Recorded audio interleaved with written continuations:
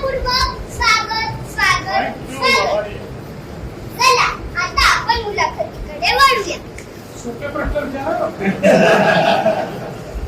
आपले नाव काय? माझं नाव देवेंद्र सरिता चंद्राराव फडणवीस.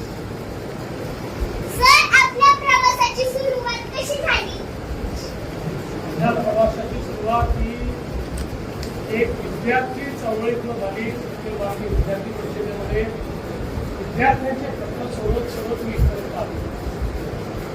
आपल्या सामाजिक कामात कोणती मोठी आव्हाने आली आणि त्यातून आपण कसे मार्ग काढले? कुठल्याही सामाजिक कामात आव्हानं असतातच.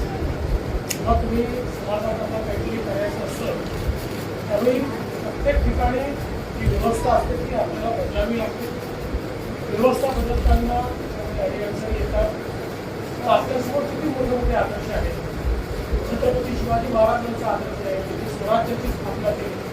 त्यांना स्वराज्याची स्थापना करताना मुलांची लढावं लागलं, काही प्रमाणात सोटियांची लढावं लागलं, पण त्यांनी त्या आव्हानांचा सामना करून व्यवस्था उभी केली.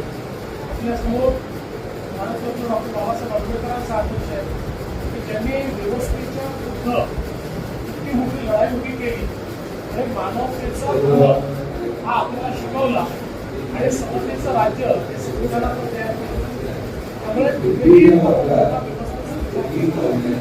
त्यावेळी त्याच्याशी संघर्ष करावा लागतो. पण चांगलं काम जर आपण केलं तर चांगल्या कामामध्ये आपण यशस्वीच होतो. म्हणजे यशस्वी होतो. ओके. आपल्या कारकिर्दीतला असा कोणता अनुभव आहे जो आजही लक्षात आहे आणि प्रेरणा देतो?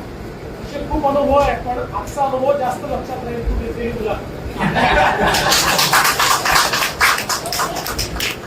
आजच्या डिजिटल युगात आपण शिक्षण क्षेत्रात कोणते बदल करू इच्छिता? मला असं वाटतं की डिजिटल शिक्षण खूप महत्त्वाचं आहे आणि आज या शाळेमध्येच एक अतिशय सुंदर डिजिटल लॅबचं उद्घाटन केलं. ही इंटरॅक्टिव्ह आहे. त्याच्यामध्ये विषय देखील आपल्याला श्राव्य माध्यमातून पाहायला मिळतो. त्याच्यानंतर त्याच्यावर प्रश्न देखील आपल्याला विचारता येतात आणि त्याच्यावर आपल्याला परीक्षाही घेता येतात. मला असं वाटतं की आता डिजिटल युगामध्ये डिजिटल शिक्षण हे अत्यंत महत्त्वाचं आहे. प्रत्येकाकरता डिजिटल शिक्षणामुळे शिक्षणाची दारं उघडलेली आहेत आणि जगातली कुठली गोष्ट ही आता आपल्याला शिकता येते. त्यामुळे मला असं वाटतं की आपल्या शाळेतले आता जे डिजिटल लॅब आहे तुमच्यापैकी प्रत्येकाने या डिजिटल लॅबमध्ये जाऊन डिजिटल शिक्षण घ्यायचं. थँक्यू सर, तुमचा मौल्यवान वेळ दिल्याबद्दल खूप खूप थँक्यू. धन्यवाद. थँक्यू. तुला मौल्यवान